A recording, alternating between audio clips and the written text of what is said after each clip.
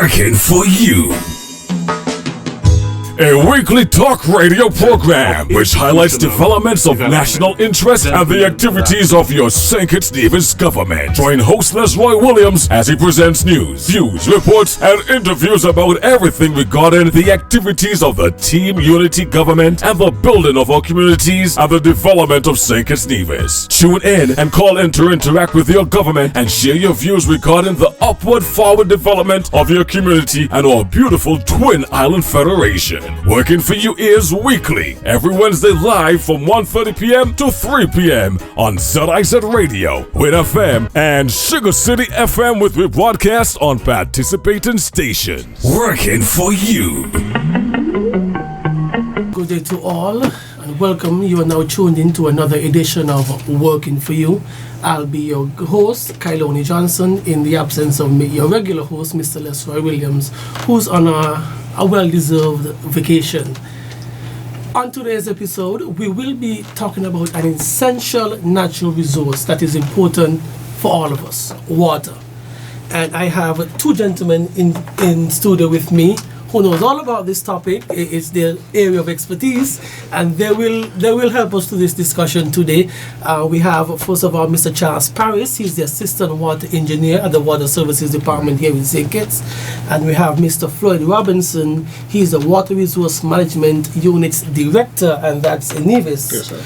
Yes, gentlemen, first of all, welcome to Working for You. Yes, sir. Thank you. Glad to be here. Okay, so water. At this particular time of the year, when we have some challenges in terms of dry weather, I think this is a very important topic that should be discussed and should elicit the participation of almost everyone here in St. Kitts and Nevis. So my first question is, how important is this? What is water for us here in St. Kitts and Nevis? That question, in a sense, answers itself. Every single person intuitively understands the value of it to them. To go over all its uses, maybe a bit repetitive, but we use it for cooking, cleaning, general personal hygiene, manufacturing. It's in almost every single facet of life. So the importance of it, really, if you look around, you would see it. The farmers need it. They can't do without that. We can't do without clean, potable water for consumption and for daily tasks that we go through, and overall health and well-being. So the importance of it, really, I don't even think that my few words just now did it justice. But it is extremely important for our sustenance and survival here. The expression "water is life" is not a joke. I mean, that's something else. And most of the water utilities throughout the region, that has been some part of our motto, our logo. We try to express the importance. And I know for some years back in Nevis, that became the battle cry. Actually, you see people, when water is wasted, they will call and they will tell you, hey, remember, water is life. Water is life. So that little phrase became an integral part of even with the public discussion, and they understood. And with their participation, whenever they see like a leak or whatever, they engage because they understand the importance. So, I mean, if you want to get even deeper in terms of how much of our body is made up of water, and we can't survive 3 days pass without water, we are done.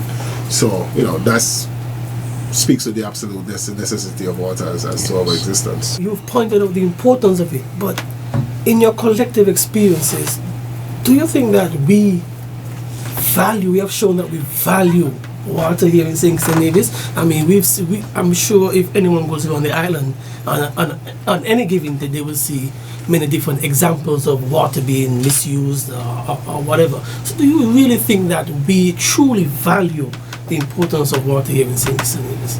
Overall, I'd say yes, we do. We do value it. However, in expression of how we value it, sometimes that practice is missing, you can say. We understand what it means to us. When it's missing, we fuss about it, but some people would waste it, and you waste anything, you're basically sending a message saying, this is something that I have no value for.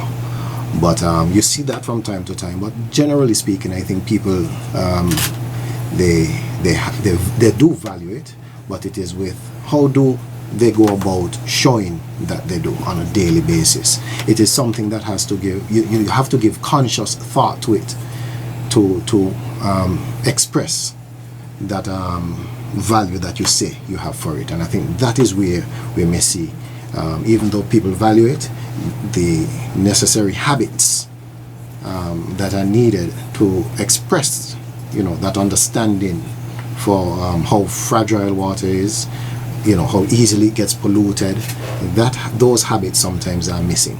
But overall, I'll say people value it. They just maybe need to be a bit more conscious of some of their habits in general. If I could add to what Charles just said, one of the challenge we have with water, there's a concept, an economic paradox. Water is scarce. And economics says something is scarce and the price, the value of it should be high.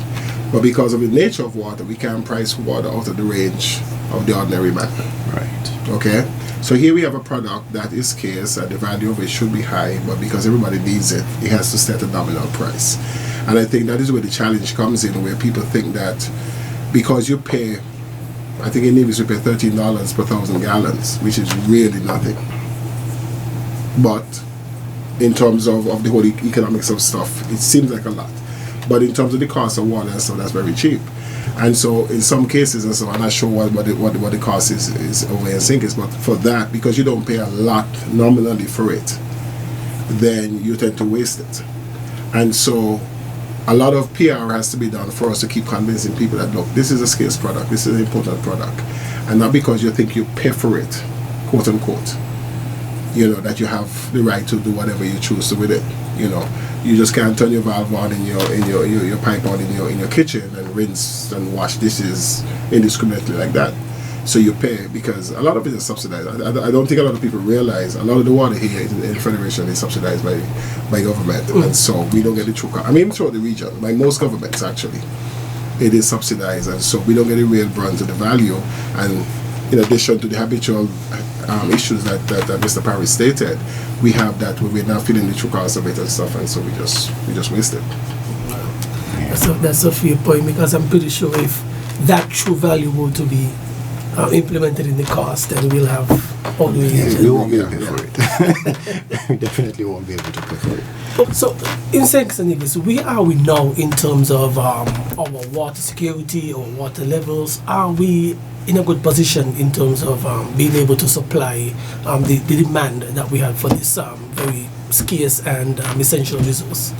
Well, we're getting there. Right? We have a number of projects on our books to execute, and at the end of the execution of those projects, we will be able to, secure the demand or the supply for the growing demand.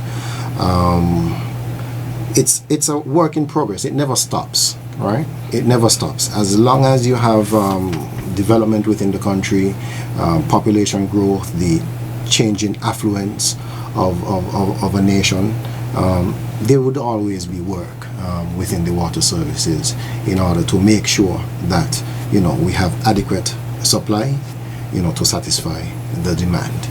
But as to where we are at, we have a system there that really requires some upgrading, the infrastructure of it, the storage tanks, the pipes transmitting the water from storage to distribution. Some of these pipes have been laid decades ago, and it's ripe for an upgrade, and we are working towards doing that. We have a few projects there that will deal with introducing new wells that will give us additional water, and we are also considering desalination. Now, all of this would be like sort of on the supply and storage side, but then where I think we as a organization also has to improve upon would be the management of the demand side, which would require a lot more interaction between the persons who we could call the custodians for the water that resource and the general public. So in terms of getting the message out, trying to teach people how they could really use their water in a much more efficient way, in a much more conservative way. All of these things we have to improve upon, but we're getting there. That was a very important aspect. Yeah. You touched on the education of the people, the consumers. I think the water department, you guys host an annual awareness week, I think. Yes, we do. We have an annual World Water Week, that coincides with the same the Global World Water Acknowledgement. So we do that annually, but even that, if we are to honestly look at our situation, we know that we have to do it much more often than just once a year. As present as water is in your home, we also have to be present with the message of conservation and using water wisely, because every single drop counts. I mean, if you look at where we were in the past, the population is small, affluence of the populace wasn't so high. You see a reservoir running over, and that's fine because our needs are satisfied still, and it was simple needs. Well, not that it is fine, but people would not even bat an eyelid about it back then. But you can't afford to waste even one drop now, because there is a need for it somewhere, and each drop we save can go towards meeting that demand. But in short, yes, we at the Water Services Department, we have to bulk up in that aspect in terms of getting the message out there, interacting with people, showing them different ways in which they could use water wisely, and then try and basically manage that demand. So not such a great stress is placed on the already limited, you could say, resource. All right, and especially now you have climate change in the mix. That factor alone just turns things upside down, right? When it comes to rainfall, our system, or any system basically, if you depend on groundwater, you're depending on rainfall. If you don't get that rainfall, we don't have the recharge that we need at our wells, and that is a conundrum that we're in. We have to manage the resource, and we also have to manage supply as well. And if you're not getting the rain, then we always have to be mindful of what's going on with that groundwater supply. So what do you guys do in situations like those where we have less rainfall, the climate change conditions such as drought starting to affect the island and the wider region? Is there a plan at the department where you guys account for these eventualities? Well, of course, right now we're trying to put these things in place, but that's where desalination, I would say, would come in. It is the ultimate, for me, and for most places would be the ultimate contingency, if you could use that word, against climate change. Yes, because I think one of the most devastating, you could call it the most devastating agent of climate change would be drought, and there's very little you could do with, if you're not getting the rainfall and you have to manage the groundwater resource. What do? Then desalination, that's where it comes in. It's a resource that is there to take from the ocean and convert to fresh water, and use that to get you through. All right, is that a viable option? Has that conversation been moving along the channels that it should, in terms of really looking at desalination as an option for a serious things? Of course. I mean, when you ask if it's a viable option, many people would talk about the cost of desalination as the and have that as the inhibiting factor. But that cost is gradually, going down with the improvement of technology and so forth. You can get a very efficient plant with not as expensive as it used to be, and with technology advancing, that cost is expected to go down. But you can't really say, in some cases, or the cost of water from a desalination plant, you can't put that against persons having water, you know, in their pipes. You know, when they don't have water and they can't function as they should for months, the impact of that cannot be weighed. You know, you can't put it against a desalination, the monetary value of the desalination plant. All right, so as I'm listening to Mr. Paris, there's so many things that he could unpack. yeah, You know, as we were talking about on the demand side, for example, we have got a lot more of a varied use of water. 50 years ago, which put me back when I was an infant. Domestic agriculture, the little bit of animal husbandry that we did was all they really did for water. We got recreation now. The environment has become more important to us now. We're beginning to understand the impacts of our wetlands as it goes to the whole economics and the whole just the existence of us actually. Car washes. The industries that are now coming on stream, and I'm not trying to single out car washing. You have industrial stuff that requires water too. So we have a whole set of stuff that, as we grow, become wealthier, that industries are now calling for that resource. And it's the same old resource that we had when we were just knocking around doing the small things. Whatever resource we had in terms of the quantity, that has not changed. What has in terms of our capacity? I mean, the land hasn't been reduced, so we still have the capacity to collect the water. But as we're talking about reduced rainfall, there's less of it coming now. Then we have the saltwater intrusion. I know over in Nevis, most of our wells are on the coast, so we are very vulnerable to sea level rise. You know, and then one of the things that has developed too, we are talking quantity most of the time, but then there's quality. We have got a well over in Nevis that could do about 300 gallons per minute, but it has it's high in manganese and it's high in iron. We're now developing a project to filter that out to make it viable, make it usable. And so, again, what we used to accept in terms of quality back in the day. I mean, I know there are many people out there right now listening to me, and when you had the little tank of the little drum and the water running and the mosquitoes were laying, you would just brush it away and use the water. That was treatment. yeah. That's not acceptable now. You know, chlorination is one of the basic means that we use, and people are even fussing at that because they don't like the smell of the chlorine and stuff. So there are a lot of things that go in, and we have to balance that with the public health and with the whole demand process and the cost and all that kind of stuff now as a growing nation, a developing nation, that just moving water is not enough these days. The climate change thing is huge. I mean, I think the UN was in session this week, and I listened to some of our leaders talk and stuff, and it's serious business.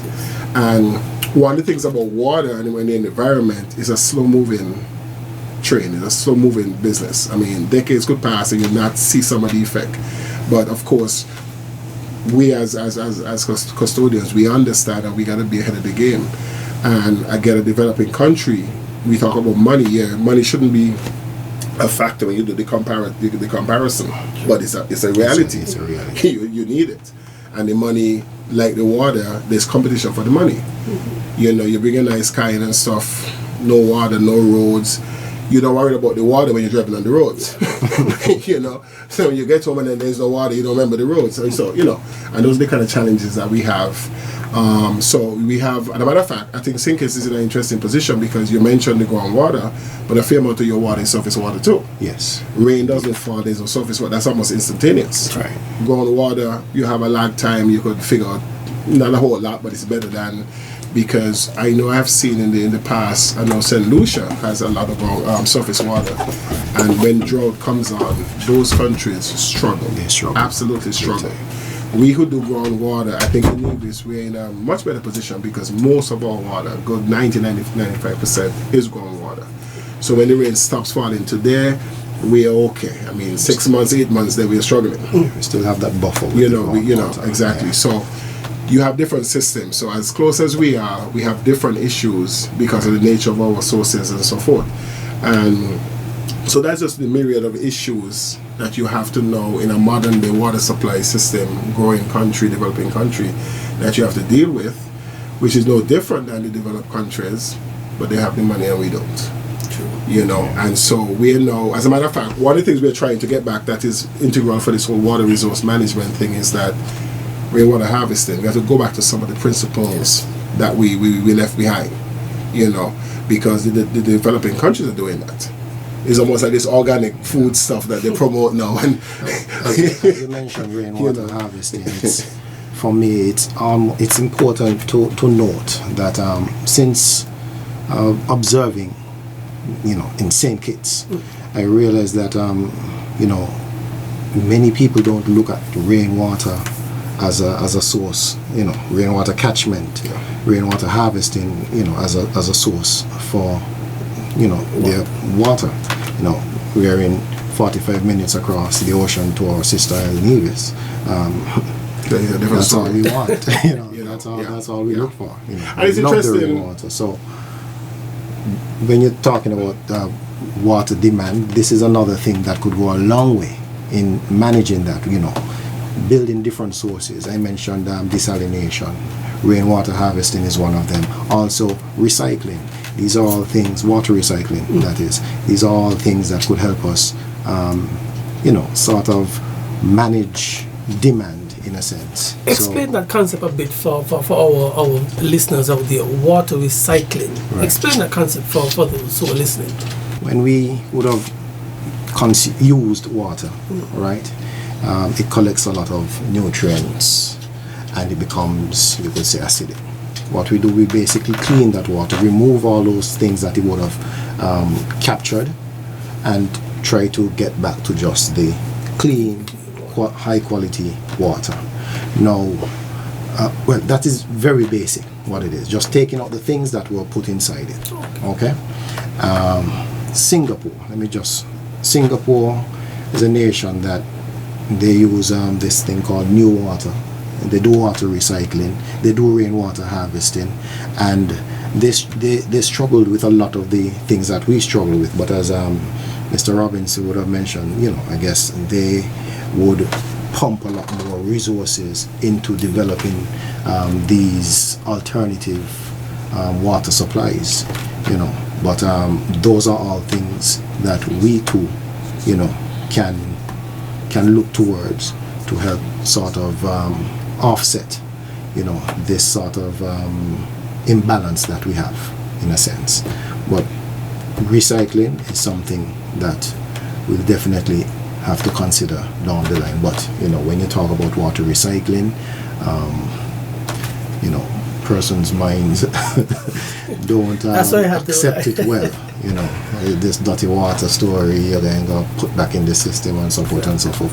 But if you recycle it and you keep that in mind, then you put it for its appropriate use. You know, industry can recycle their water as well, right? Purify it and use it again. So instead of us having to steadily supply, let's say, 200,000 gallons every week to whatever the industry might be, if they were to recycle some of their water and put it back to whatever manufacturing process they need, that would also help a lot. So, you know, these are all things that, you know, we can look at. It's not one silver bullet that's going to solve our little problem. Yeah. Right? There are a number of things that we have to touch on to, you know, balance out things a bit. And I think that's a big challenge that we have in the region sometimes, and not just in the Federation. We have been trained to look for a silver bullet. Yeah. And there's no such thing. As small as we are, we have about 5 answers in terms of supply. We have 10 in terms of demand. And it just needs managing. And I think that is one of the biggest challenges that we have, where, for example, we got a couple, about 7 earthen dams over Nevis that used to feed this agricultural area. Of course, it's a challenge. They were silt up. The pipes were underground, galvanized pipes, they rotted. So we did some maintenance.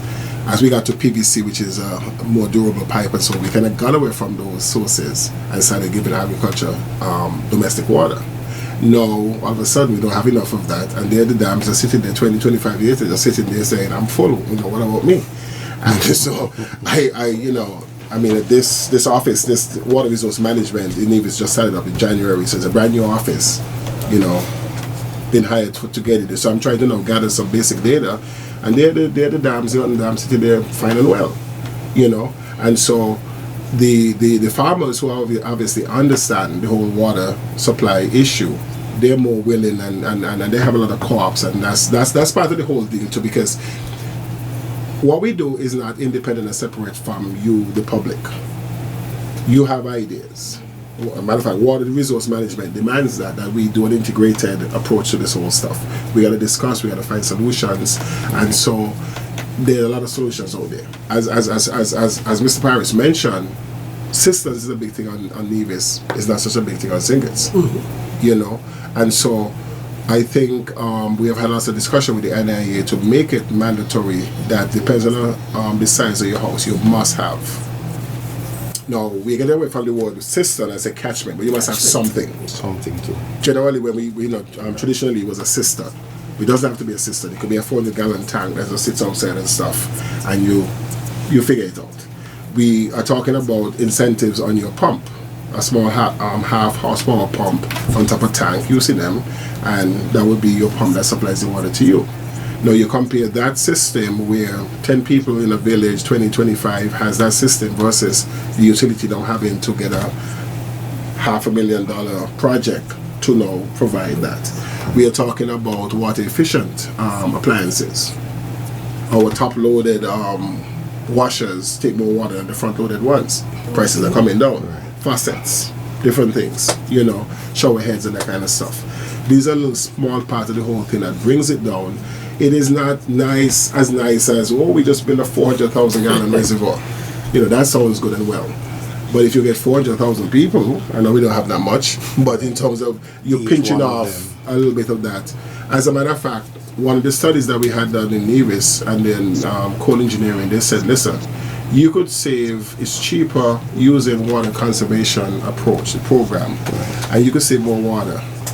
It's cheaper to do that than to try and get a project to build a storage area or get some kind of development going. And so, as Charles had mentioned earlier, we haven't done a good job at that.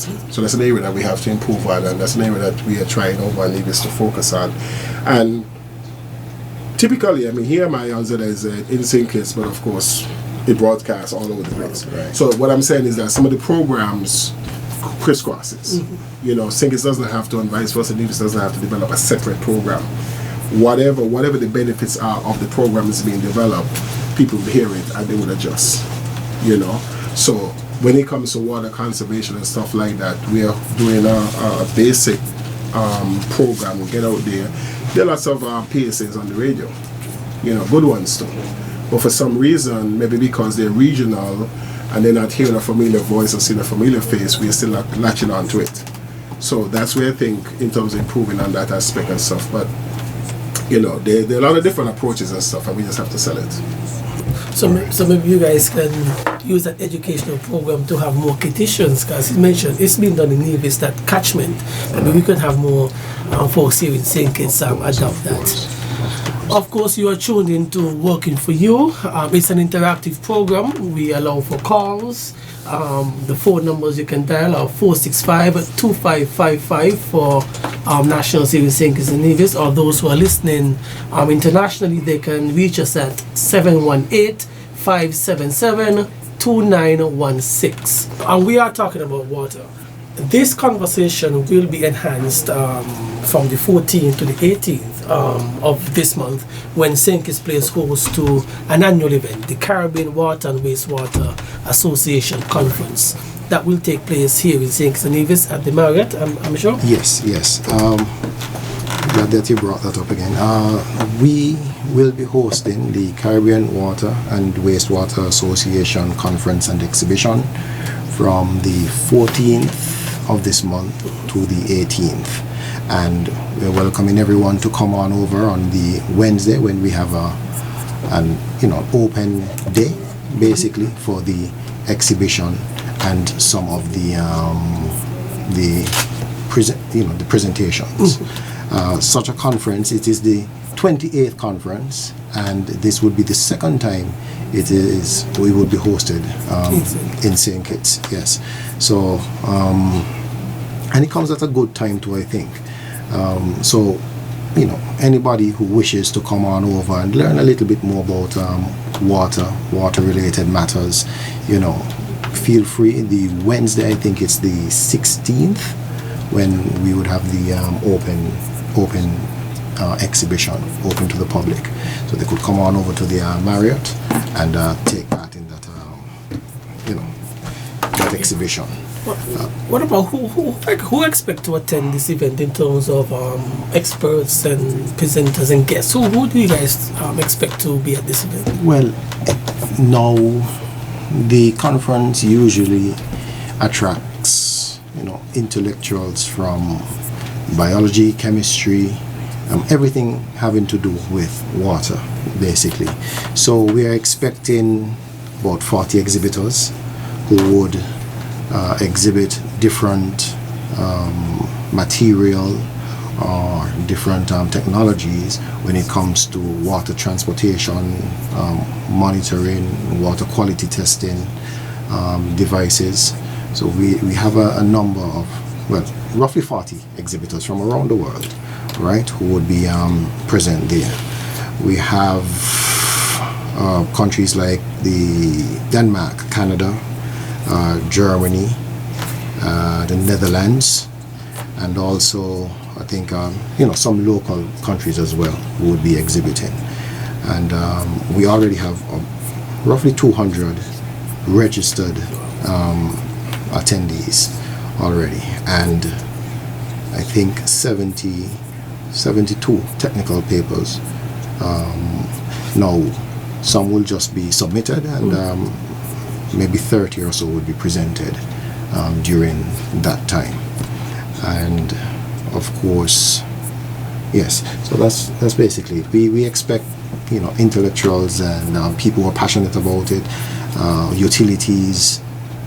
So this is a major event. It's a big deal. What about the benefits? What do you guys hope to achieve at the end of such a gathering of experts in this field? The experts gather, and it's an interesting time for us who, the custodians, the utility managers, to basically create linkages with some of these experts from other places. When you get people in the same room talking about the same issues, you understand that you're not alone in the struggle. You get ideas from others who would have had similar situations that you're experiencing, and they could share ideas as to how to go about tackling certain things. So it's mainly for us a big knowledge sharing experience. I don't know if Mr. I think the big deal about the conference, years ago they started doing this high level forum, because again, most of the utilities are government owned, and then of course you need that political directorate to be involved when it comes to some decision making. Right. Years ago there was a bigger disconnect, because typically it was almost an uphill battle trying to convince the political directorate as to what we need to be done. The high level forum invited ministers who were responsible for water, and they got a more intimate setting for them to understand what's going on. So instead of it being almost adversarial, maybe a bad choice of word, but you got to the point where you're discussing and they're getting to understand. They're not just hearing it from us. Yeah. It's regional, it's international. And the other part of the story is that we don't manufacture a lot of these product that goes into our system. To manufacture any, I think. I know. I was trying to be nice by saying any, every, and so you get a chance to see the real cost. When these guys are right here, you see the cost of getting stuff and shipping and that kind of stuff to bring the stuff over. It might open opportunities where, hey, you see some things. Well, why can't we have a pipe manufacturing plant in St. Nevis? Who knows? I saw one in Trinidad when they asked 18 employees. Most of it was automated, chemicals and the 20-foot length pipe would extrude and just cut it and they moved on. I was like, oh. So it's an opportunity for economic development and for just the discussion of moving things forward. The idea of not reinventing the wheel. But I think that whole high level forum about the ministers, and now we're moving to, because wastewater is a big issue. We don't do a lot of wastewater things in St. Kitts Nevis. We have our septics that, and your grey water runs out the kitchen and just goes down the drain. That's a big opportunity for us here in St. Kitts Nevis. And so wastewater managers and the political, the ministers who are responsible are now a part of the conversation, and so that has moved us a little closer to dealing with some of these issues that we're talking about, because water runs down to the sea. This is like a big deal back in the day. It's full of detergent now. Ask the fishermen and they tell you it's a big deal. Also antibiotics. We got a lot of things going on. Again, because we didn't have those industries back in the day, the seawater was pristine and all that stuff. Now it's a whole different story, because our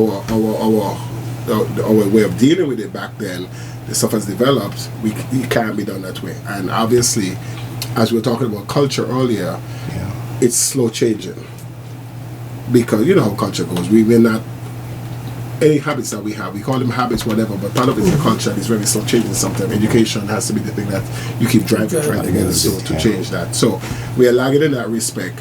So this kind of conference, when folks come and you have a chance to hear directly, and this stuff is on YouTube and this stuff is all over the place, and you could tune in and listen.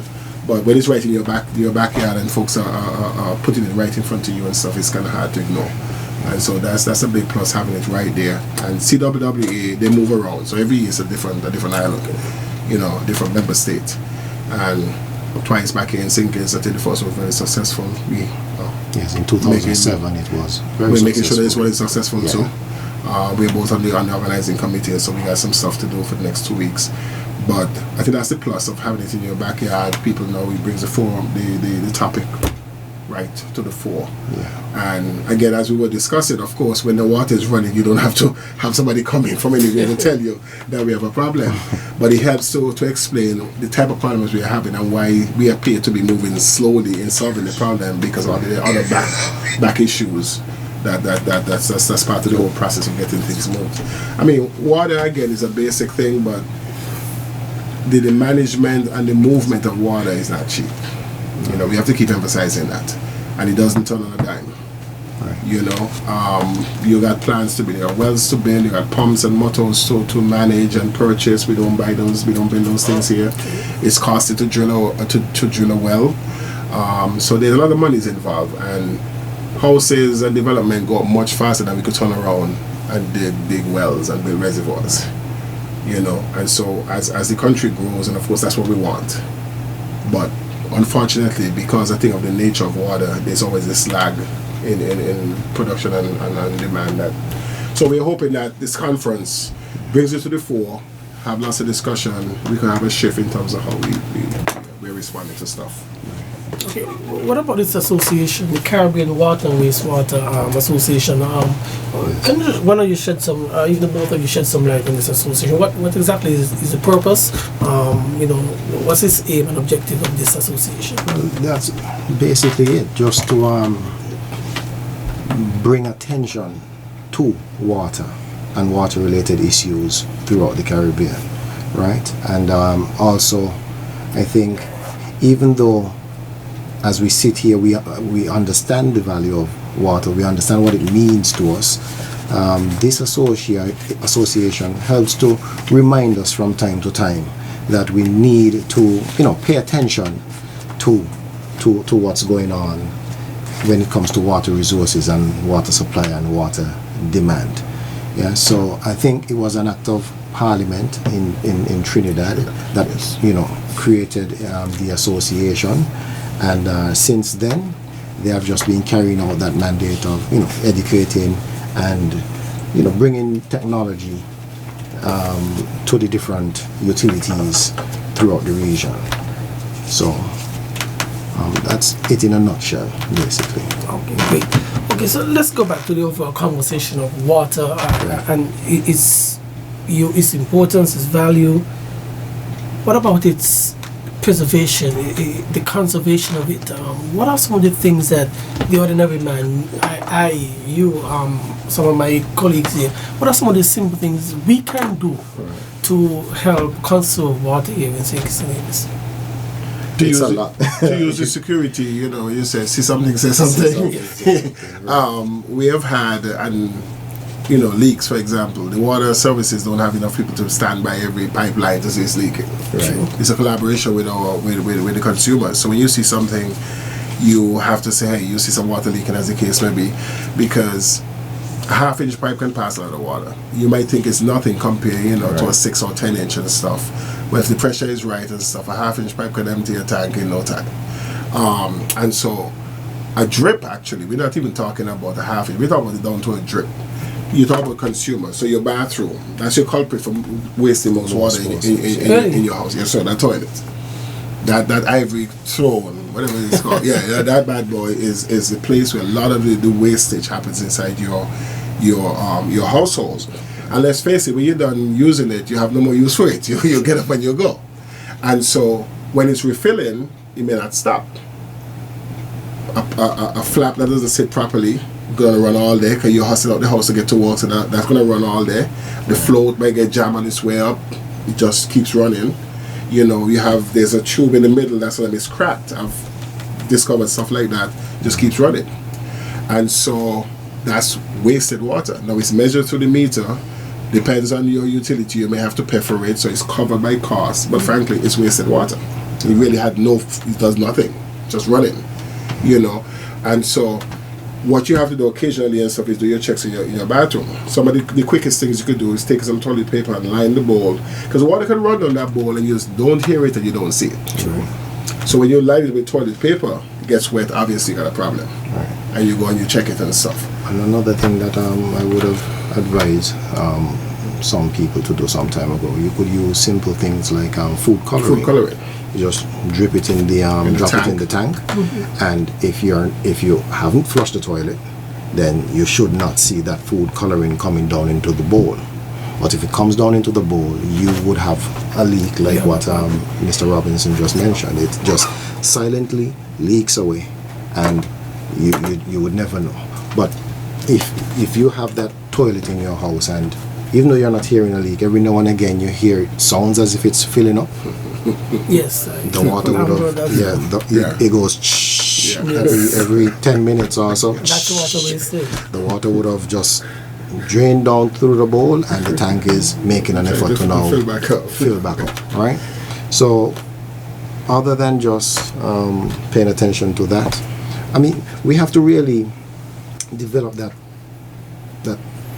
consciousness to want to do it as well, because some people, you tell them about it, they hear the toilet running, and they still don't do anything about it, because at the end of the day the bill is going to come and it doesn't move.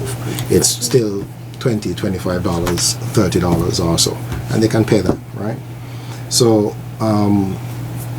what we have to do is to first, really and truly, I think we have to keep educating people, and they have to want to make that change, for themselves. Brushing your teeth, you don't want to have the tap running while you're doing that. I've seen some cases the tap is running, they're brushing the teeth, and they run out of the bathroom for a minute or so, and the water is still going, or I'll tell you, even me when I was younger, and if you jump into that shower and it's kind of cold, you turn the shower on and you let it run off, right? Yeah. And then if you get distracted while it's running off, that's it. So there are things that we all do that we really need to be conscious and aware of, and just try to stop them, because that 2 minutes that you put the shower on for it to run off, that's about 6 gallons. You could, easily. 6 gallons just gone there just because you want a nice warm shower, or you can't, take the cold. Washing dishes, and even the dishwater, instead of just letting it go down the sink, you could, what you would have washed your dishes with, you could take that water and water a plant with it, or even dump it in the toilet bowl, right? And let that flush your toilet, or set up some sort of mechanism to keep that water and use it for other things around the house that doesn't require potable water. Yes, so those are all little things that we could do. Washing, we all have a washing machine in the house, I think, well, most people, and just work out your schedule properly and your loads. You don't want to have 3 pieces going on a medium size or a large size, right? And if you have one of those machines and you're using things like softener and stuff like that, and you have to really be there for when the rinse cycle comes on to put in the softener, you want to make sure you don't miss that, or if you miss it, don't try and go back and do it again, because you're just wasting that resource, right? So simple things that we have to really pay attention to, like that, it could make a big difference. Because in the household here, I think it's like 60 gallons per person when we calculated it. Each person may flush once or twice a day, and that's a regular, a 3-4 gallon tank. So each flush, that's 4 gallons. You'll shower. Most of us will do it twice a day, right? But even if you choose and you do it once a day, that's at least 12 gallons still. Cooking, cleaning, and then that bad boy, the washing machine, that runs up to 60 gallons real quick. And then that's, now if you calculate a household with minimum of, let's say, 3 persons, mommy, daddy, and a kid, 60 times 3, that's 120 right there, gone. Right? Wow. That's just it. And if you're strict or conscious with your use, of course that could hover around that.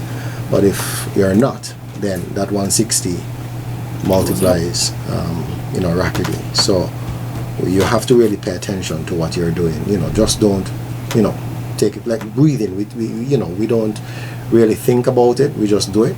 And it's a sort of attitude that we take to using water as well. You have to be conscious about it. When you turn that pipe on, make sure you're there to turn it off. If it's not needed again, you turn it off as soon as possible. If you've got a leak, address it as quick as possible, right? Because that bit that is wasted by you could have gone towards, being saved in the tank for someone else to use, right? So we have to really pay attention to those little things there. What else can we do? One of the biggest things, washing of vehicles. Don't. Buckets and don't sounds really harsh, but if you've been following when that drought hit California, and they put out that notice saying, listen, you don't water your grass, you don't wash your cars, you don't do any of that. And some places has gone as far as to zone areas just for car washing. And if you take, let's say for example, just a random place, I would say let's say Buckley's, you can only wash your car there, and you can only take it to a service provider, right? You can't wash it at your house, because the idea behind that was you take it to the service provider, they wash your car, and the water that they use to wash your car is recycled, right?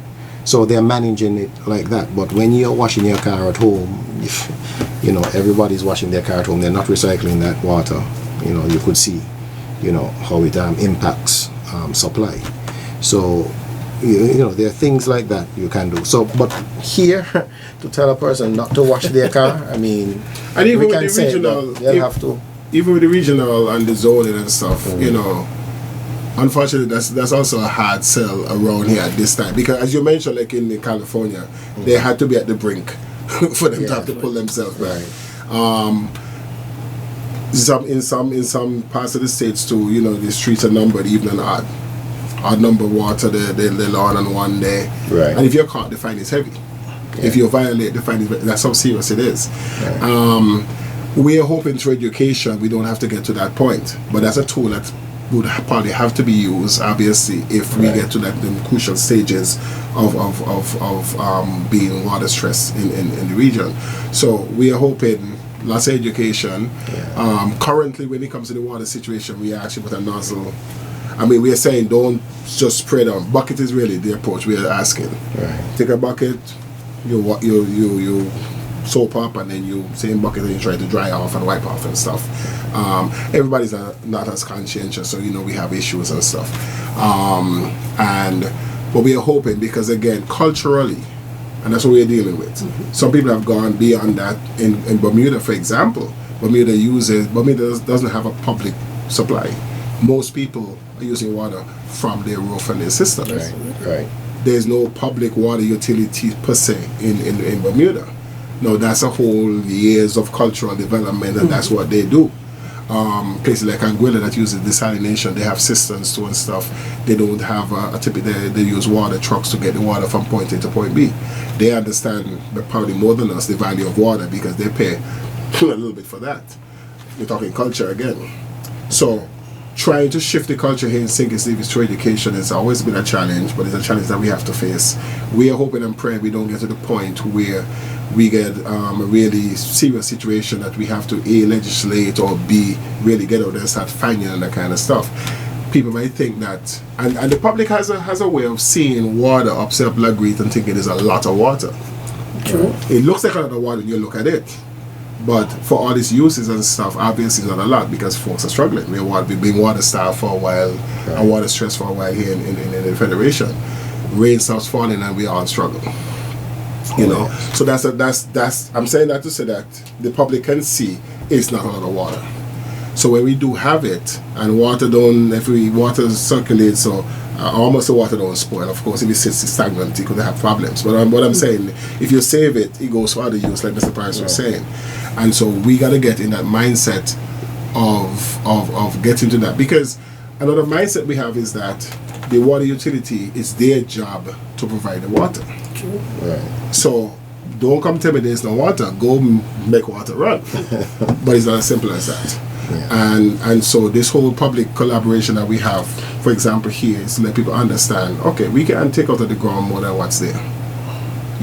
Because there's a whole set of issues surrounding that. And so with that understanding, then of course the public has a part to play. Like you were asking, what can we do? So they have a part to play in trying to save the water for some of the examples that we gave. So it's a collaborative effort, and we are hoping that with the education we don't get to the point where we really have to do some serious. Matter of fact, Trinidad, big desal plant, they had to bust down for maintenance, and currently there's some parts of Trinidad 2 days a week. 2 days a week they're getting water. The desal plant will be down for 2 weeks. I think started the first of this month, which was yesterday, and be down for 2 weeks. And to bring water from other locations and stuff, people are going to be getting water for 2 days a week. This is big Trinidad, who has all the stuff and some of the monies and the resources, and here they're in a situation. No, I don't care if you're getting water for 2 days a week for a day. Nobody wants that. You know what I'm saying? And so for over a period like that and stuff, and then who knows at the time to restart the plant, because that's a huge plant. 500,000 people folks gonna be affected. Barbados is also rationing and stuff. So we are hoping here that we don't have to wait until we get to that point for us to have drastic measures to change our behavior.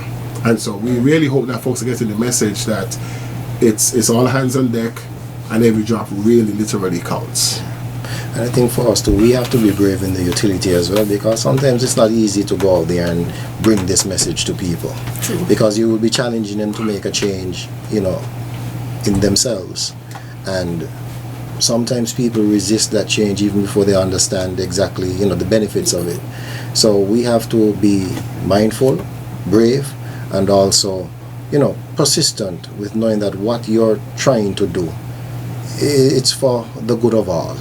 So you go out, you don't go out to try and force it on people, but hopefully, you craft a message that is appropriate for who you will be speaking to, and you help them understand, the role that they play in this thing. As Mr. Robinson said, it's not just the custodians of the utility, they fix it. If we all play a little part, in saving some of that water that we get, we won't have to get to, the position that some other countries are in right now. And, no matter the size or the what you call it, the affluence of the nation. No one is immune when drought hits, and some are even in a more terrible situation where the groundwater resources is being depleted rapidly. They have no surface sources, and they're not even close enough to an ocean to say utilize desalination. So if you find yourself in a position like that, it's terrible, right? But again, we are hoping that here in St. Kitts Nevis, we don't have to get to that point, and we could frog leap over some of those issues that other countries would have been faced with or challenged with, and we can just move on sensibly when it comes to the water resource issues. So yeah, I don't. You spoke earlier a bit about additional wells and sources. Right. How is that process? Is that something that you guys are actually in the process of doing right now? Well, yes, we've just started. As I said, the project is on the book for well drilling, and we've just started the conversation basically to get some exploration drilling done. We're hoping to get this sorted before the next dry season. We've been blessed with some rain now, and like places that would have been suffering a bit from rationing or limited or interrupted supply. They're okay for now, but when we get back into that dry season, we are hoping that we could be prepared for it in terms of having more wells added. But you asked how the process is done. Well, basically a hydrogeologist and his team would assess the geology of the land. They would identify areas where it is possible we can get production wells from, and then a team of drillers would then come and drill in those areas identified by the hydrogeologist, and hope that what they identified was indeed correct, and we have water. So it's collaboration of a lot of different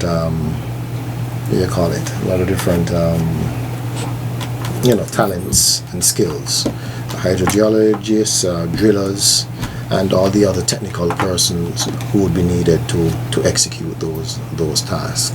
That is something that normally takes it takes a while. It does take a while, but if we start now, we hope that we could get to where we need to be before we have to be impacted again by drought-like conditions or limited rainfall. What happened in those areas? You mentioned certain areas might have less water, or water interruption. What exactly happened in those areas when those things occur? Is it that those sources or wells are being depleted, or what really happens in those situations? Remember, we mentioned earlier that as the utility here, we are in a little conundrum. We have to manage both the resource and supply and demand, right? Now, let's take K-On for example. Yes. Right? K-On has a 200,000 gallons storage capacity, and that tank basically is supplied by two sources. One would be a groundwater, a well that is located somewhere in the Grange area, and then also the supply coming from Green Hill, surface water. Now, when we have heavy rainfall, it rains often enough, that flow from the Green Hill source is enough to sustain, along with the groundwater resource, right? However, as soon as we would have that deficit in rainfall and that source flow falls off, then we have only one source that is supplying that 200,000 gallon tank.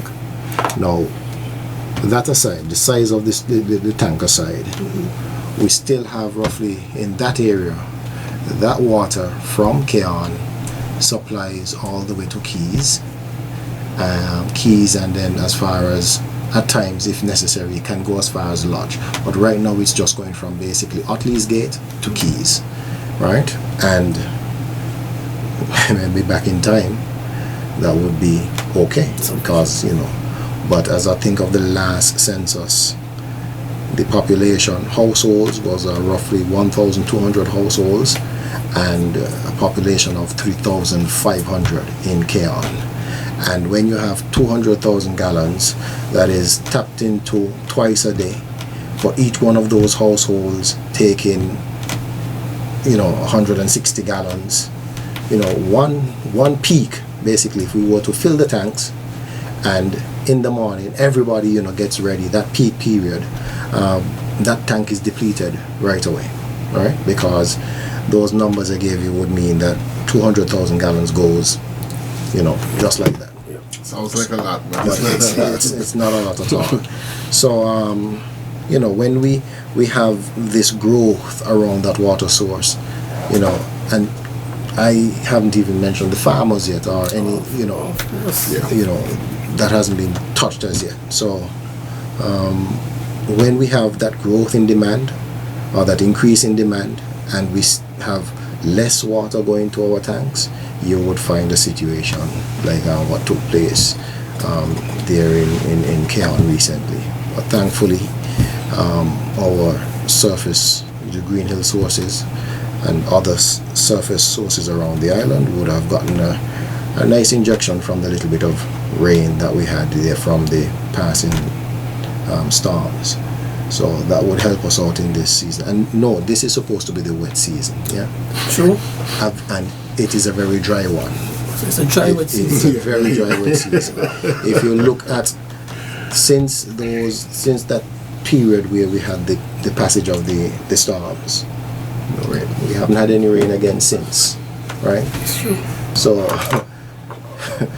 I don't know how to say it, but I was a little bit at ease when we got that rain, just to put it like that.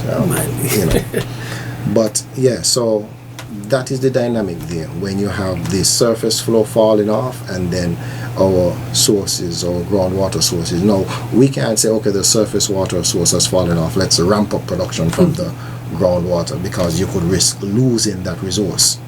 All right, so you still have to manage that properly.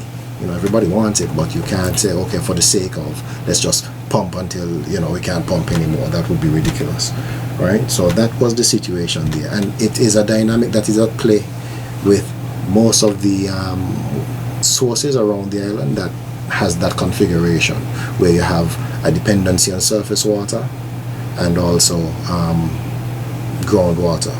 When we don't have the rain, that surface supply is basically non-existent, and you're just depending on a pump that's giving you 200,000 gallons per day roughly, right? Similarly, in St. Peter's, we have a Ojigot, which is also again supplied by only surface water, so you could imagine if during the dry periods, when we don't have that volume that we're looking for, you would have water interruptions.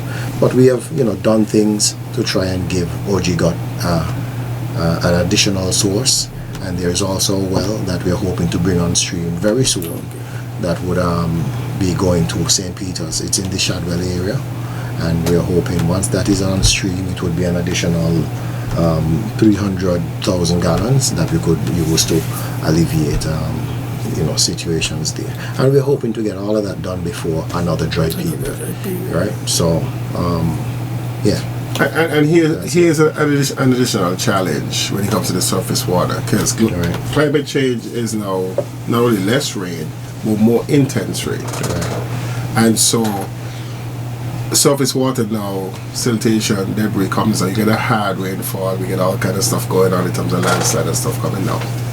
That water that initially comes on just can't be passed on. Some of it has to actually go to waste before it settles, and it still comes before it to be passed on. So again, the consumer sees a lot of rain falling, but it's not usable water by the time it gets to the water utility.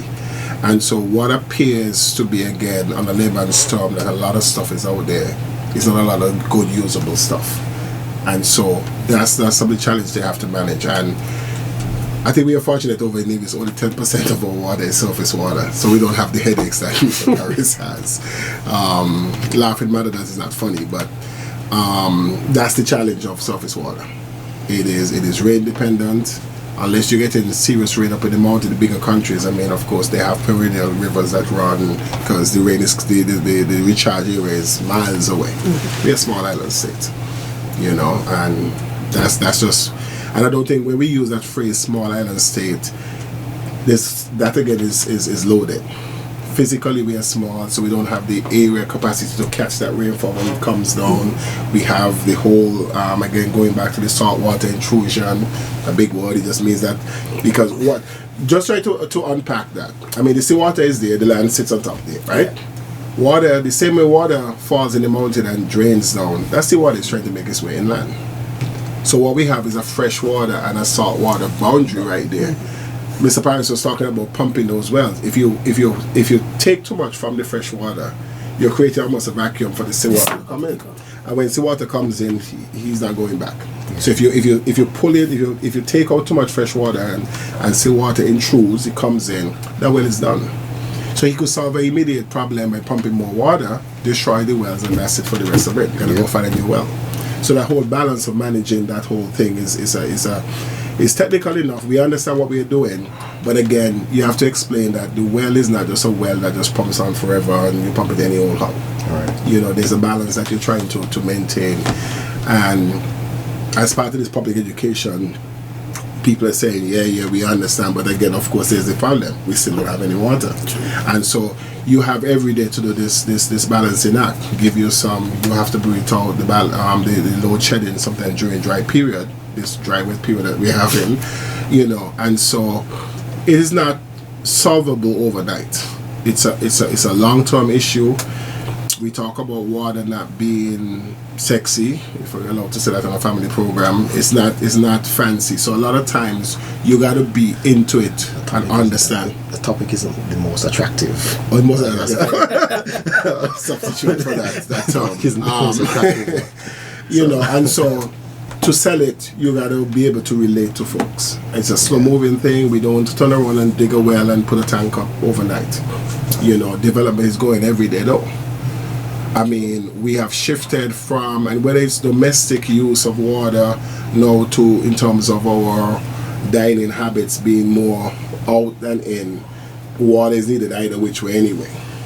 And I think as a tourism industry, we are now using up a lot more of the resource to maintain. Yeah. I mean, those ships that come in and so suddenly they have to be watered right here. All right, let's pause there for a minute. I understand we have a call. Caller, welcome to Working For You. Yes, good afternoon, host and guests. One question. Have you all ever explored around Brimstone Hill to see if there is any well that you all could tap into? Because when you look at Brimstone Hill has a source up there where you can go and just lift up the cover and dip out water. And it's at the highest point of Brimstone Hill.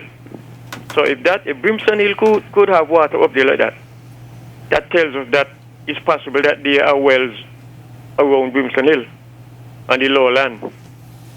So I'll wait for an answer of the ear. Thank you very much, caller. Yeah, okay, thanks. Mr. Paris, would you like to address that? I'm not sure if there was any study done around the Brimstone Hill area before. Well, to what extent? But I know that there is a well right at the base of Brimstone Hill. As you're going in, you know there are some cock and hen trees, yes, flamboyant trees there on the right hand side. There is a well just off on the left hand side, but the quality of the water is the concern, and the temperature and quality. And so temperature, quality, and the production, the volume that it gives. I do not have the statistics for it, but I know that it was not because of those reasons. Let's pause there for a minute. I understand we have a call. Caller, welcome to Working For You. Yes, good afternoon, host and guest. My question, one question. Have you all ever explored around Brimstone Hill to see if there is any well that you all could tap into? Because when you look at Brimstone Hill has a source up there where you can go and just lift up the cover and dip out water. And it's at the highest point of Brimstone Hill. So if Brimstone Hill could have water up there like that, that tells us that it's possible that there are wells around Brimstone Hill on the lowland. So I'll wait for an answer of the ear. Thank you very much, caller. Yeah, okay, thanks. Mr. Paris, would you like to address that? Well, I'm not sure if there was any study done around the Brimstone Hill area before. Well, to what extent? But I know that there is a well right at the base of Brimstone Hill. As you're going in, there are some cock and hen trees, Yes. flamboyant trees there on the right hand side. There is a well just off on the left hand side, but the quality of the water is the concern, and the temperature and quality, and so temperature, quality, and the production, the volume that it gives. I do not have the statistics for it, but I know that it was not used. So you guys do find additional wells? That was before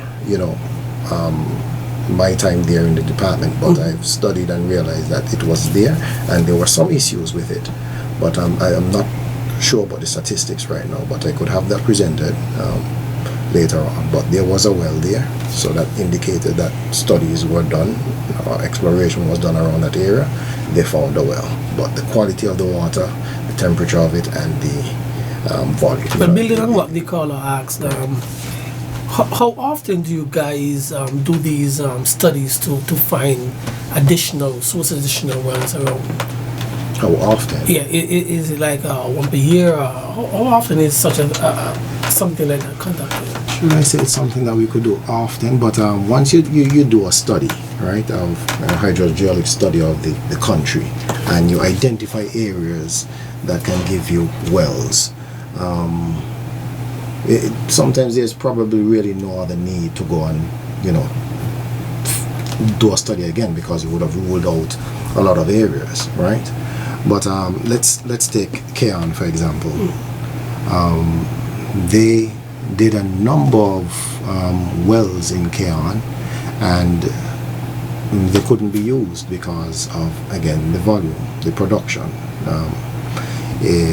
25 gallons, 30 gallons, and it would make sense to go now and outfit this well with pumps and motors and piping and run pipes to reservoirs from that well, because that volume is simply not enough.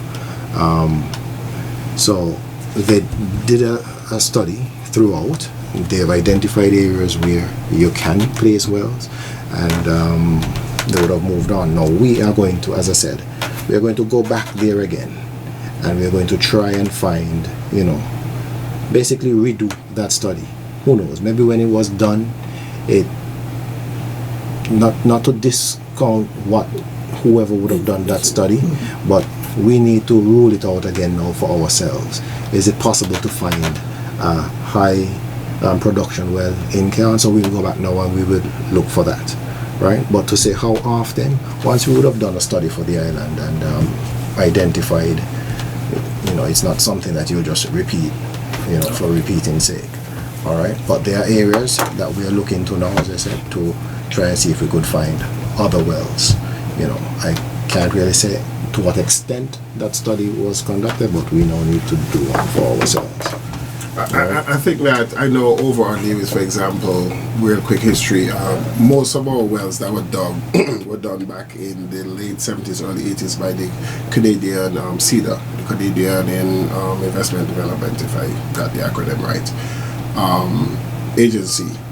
And The last one we had, so that's 80s, when we had a company we contracted BEAD back in 2000, because again, these exploration costs. And back in the day, and technology has improved too.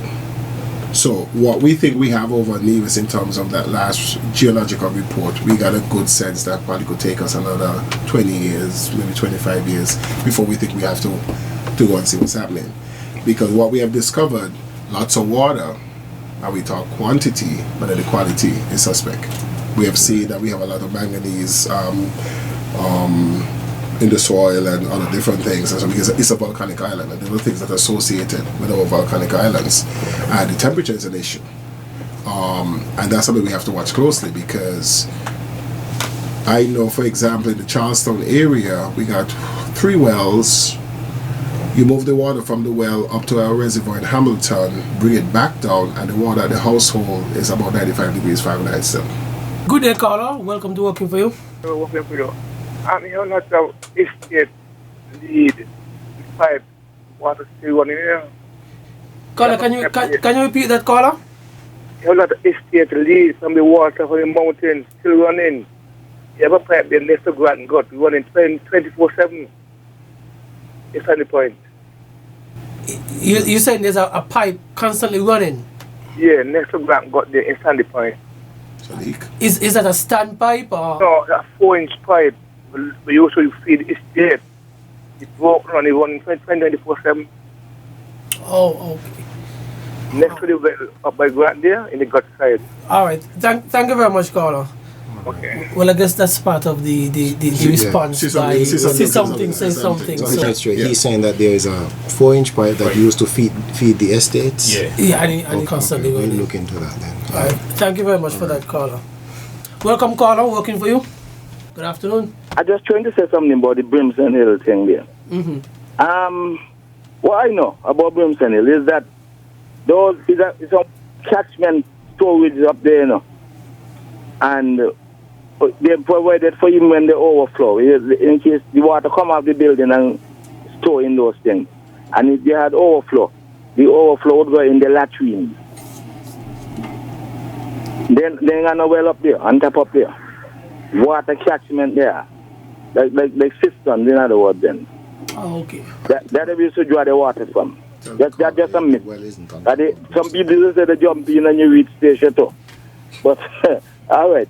All right. Thank you, caller. I think you wanted to make a point on what he was. I think he said. on what he was. I think he said the well isn't on top of the hill. That is correct. The well is not on top of Brimstone Hill. It's as you're entering from the main road. You take that right turn off, and it's on the level right there on the left hand side.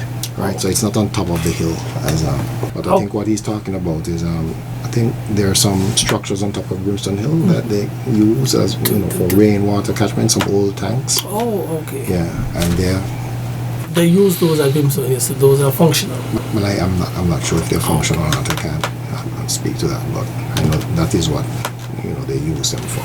Okay. Some stone tanks with a curved roof.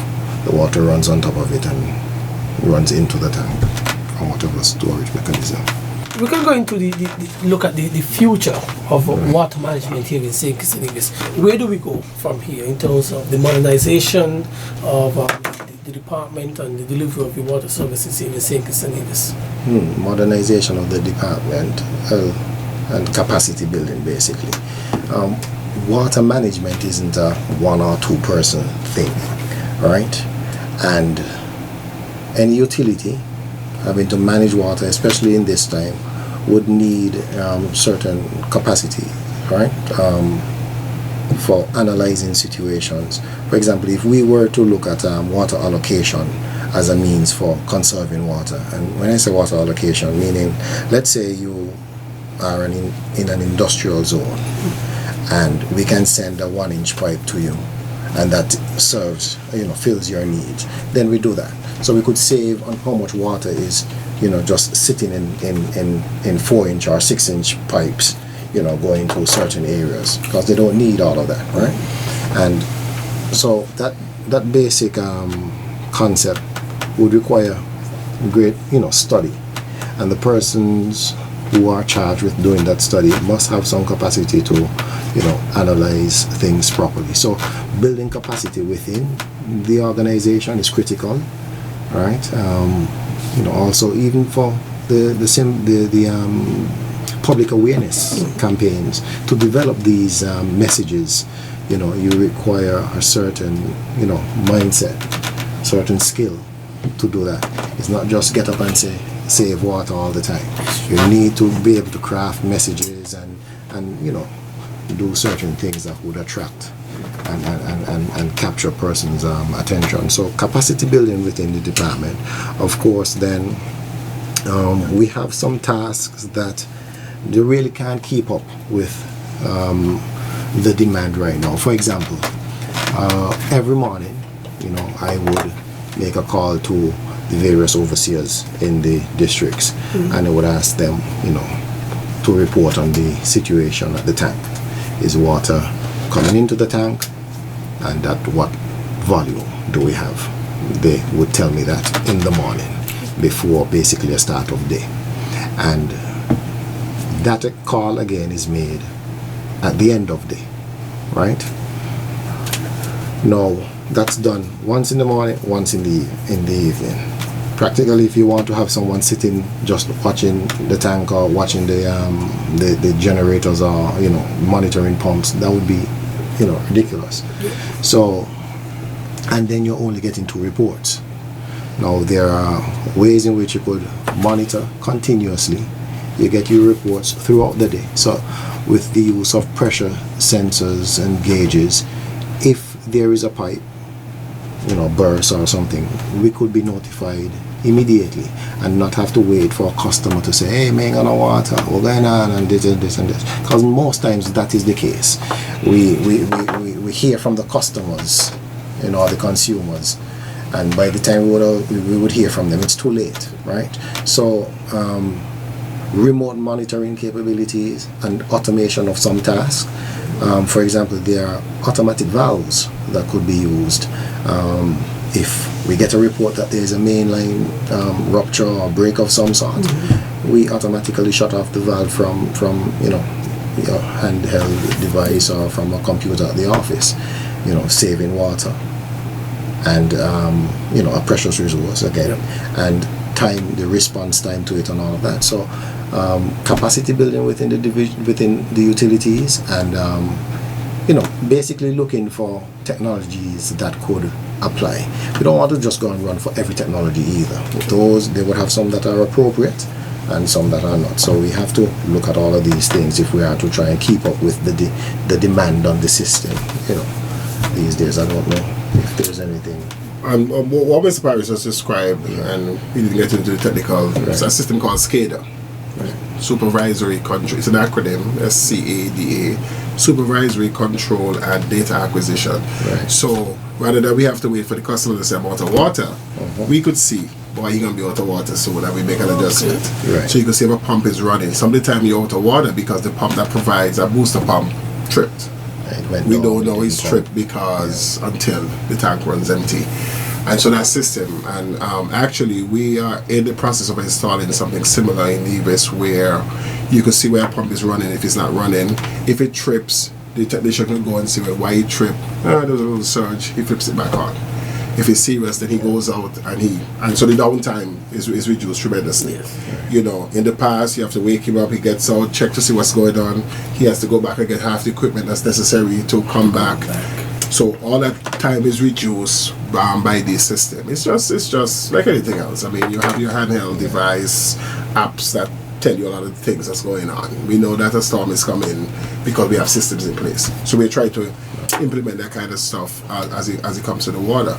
But again, it's all about the value of, because you have to now say that this is valuable for you to want to invest in it.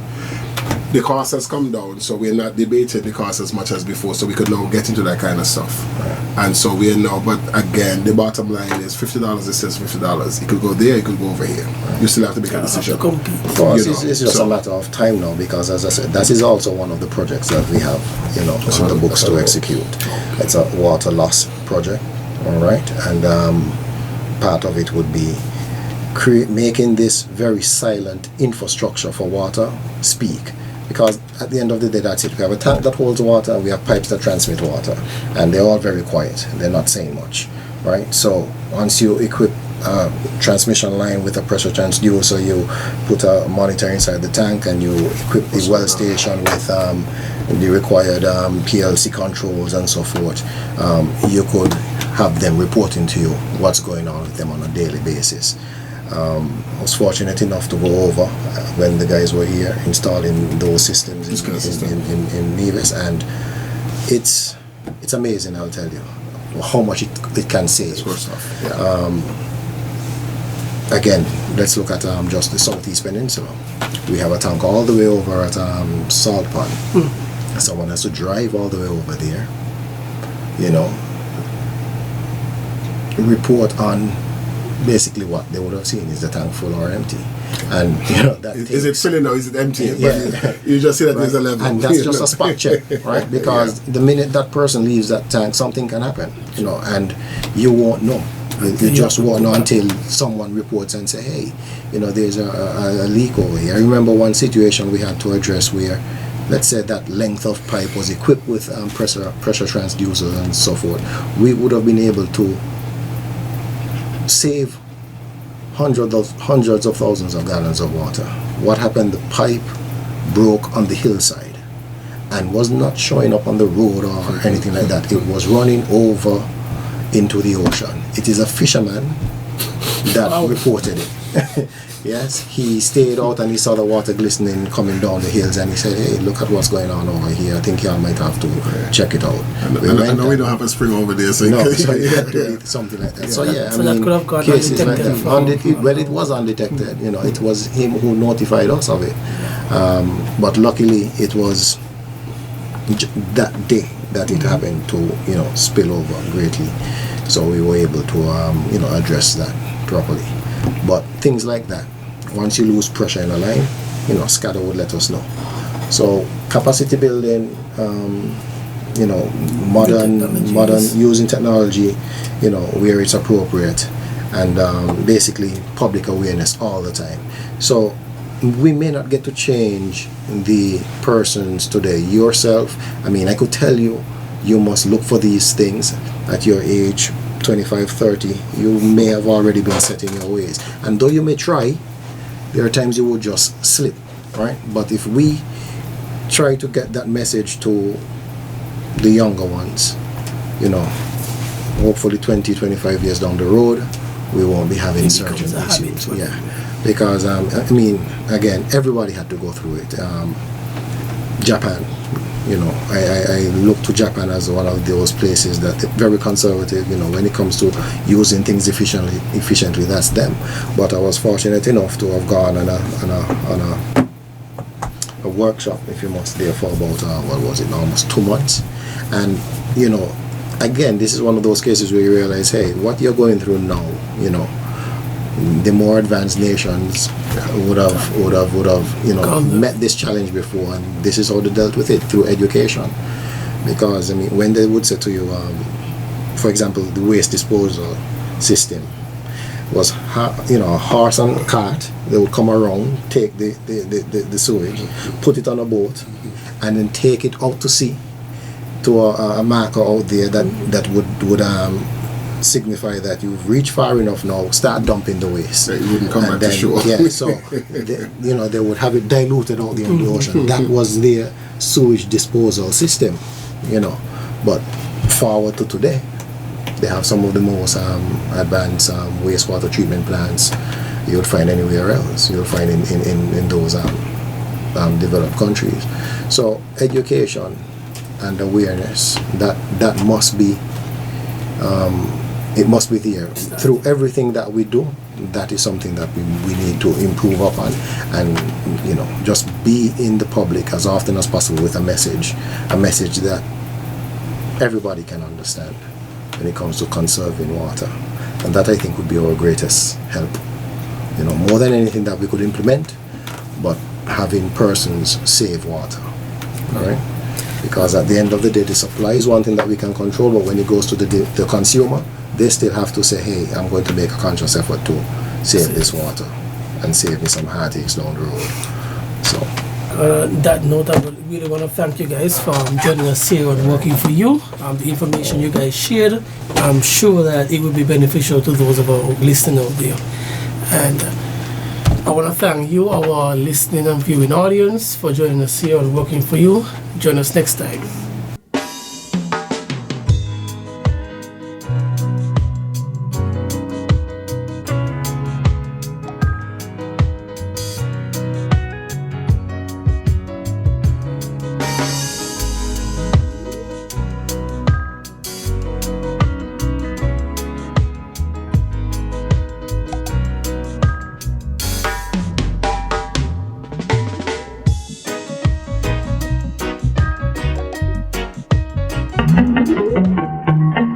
Working for You.